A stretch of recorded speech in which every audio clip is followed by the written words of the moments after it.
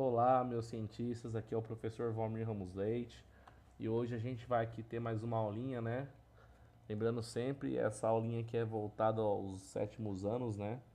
Na qual a gente fala um pouquinho sobre ecologia aí, né? É uma aula muito importante, já que ela é a base para entendimento aí do planeta e das coisas. Basicamente, pessoal, a ecologia aí é a ciência que estuda o planeta Terra. Na verdade, o foco desse estudo é a vida no planeta Terra e dos processos de manutenção da mesma, né? E a ideia da ecologia, pessoal, é tentar entender a interação dos seres vivos, né?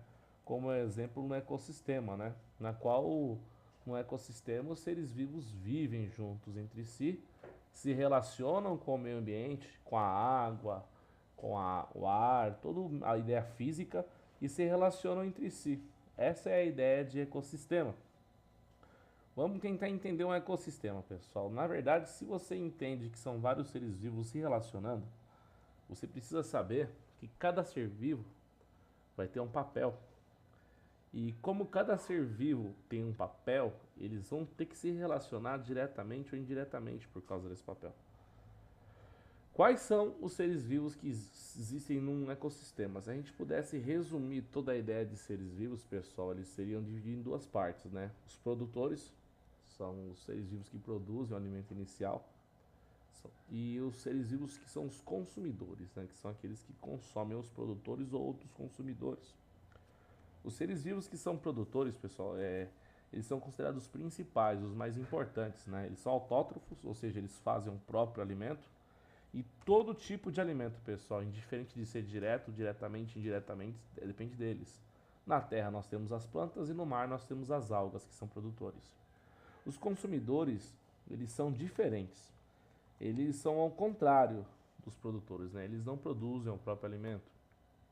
E o interessante é que como eles não produzem o próprio alimento, eles são heterotrófos, né? Eles precisam se alimentar de outros seres vivos, né? Indiferente de qual seja. Entendendo agora a ideia de cadeia alimentar, pessoal, é uma sequência que mostra a forma de alimentação dos seres vivos. E o interessante, pessoal, que é em cadeia é sequência, né? E quando você fala em cadeia alimentar, é uma sequência alimentar. Do lado esquerdo a gente vai ter o alimento e do lado direito nós temos o predador. Olha um exemplo aqui bem simplesinho de entender. Nós temos o milho. O milho aqui nessa história, nessa cadeia alimentar, ele é comido pelo rato. O rato é consumidor primário. Em sequência, o rato é comido pela coruja, que é consumidora secundária, e a coruja é comida pela onça. O milho, pessoal, é o produtor e os outros são os consumidores. Agora, os animais eles não se relacionam linearmente, assim, igual numa cadeia alimentar. Aí nós temos uma outra que é mais complexa, que é a teia alimentar, pessoal. Do mesmo jeito que uma teia de aranha são vários fios entrelaçados, a teia alimentar mostra as relações dos seres vivos entrelaçados. Aqui é um exemplo. O milho, pessoal, aqui é o mesmo da outra história, só que o milho não é comido só pelo rato, é pelo passarinho. O milho também pode ser comido pelo rato, assim como a gente já mostrou na história anterior.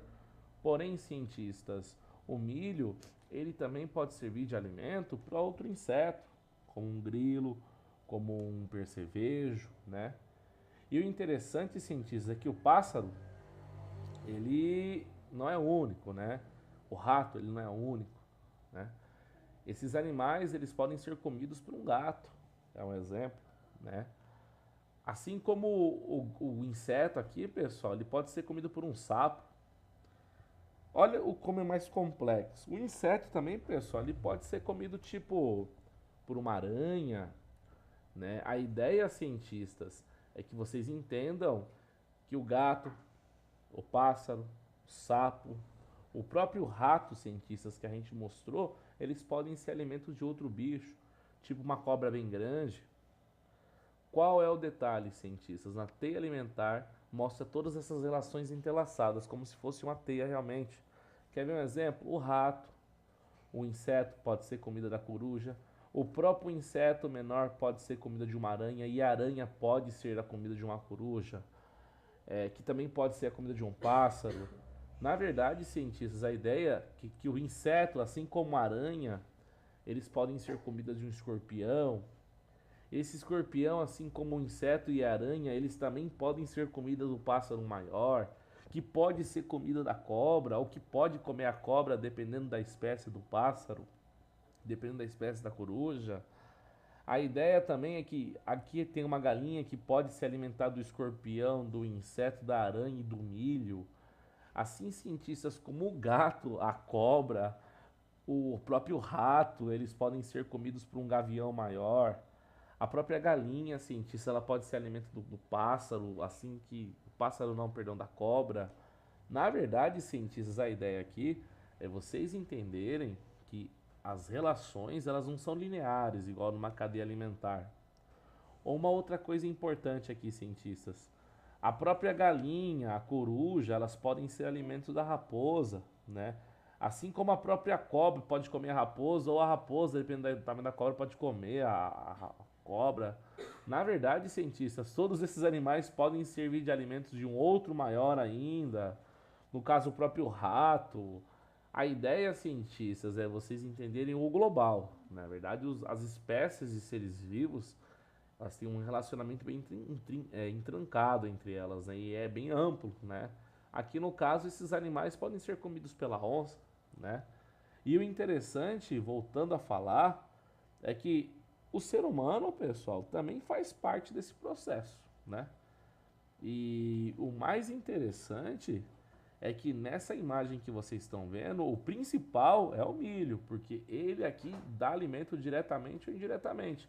E os outros são os consumidores, e nós também estamos nessa ideia de ser consumidores. Ou seja, cientistas, o ser humano ele é o animal mais inteligente do planeta. Porém, nós somos meros consumidores. Nós nos alimentamos de outros animais e nós precisamos respeitar esses animais, assim como a gente também precisa respeitar muito os produtores. E o porquê que eu falo isso, pessoal? A gente tem que cuidar sempre do nosso planeta, cuidar das nossas árvores, cuidar das outras espécies de animais, porque nós dependemos deles diretamente e indiretamente, né? E o interessante, cientistas, é que nós somos seres vivos vivendo em um planeta repleto de vida, né? Muito obrigado desde já, né? Espero aí que vocês tenham gostado dessa aula de hoje, foi uma aula bem corrida. Fiquem com Deus, cientistas. Até mais.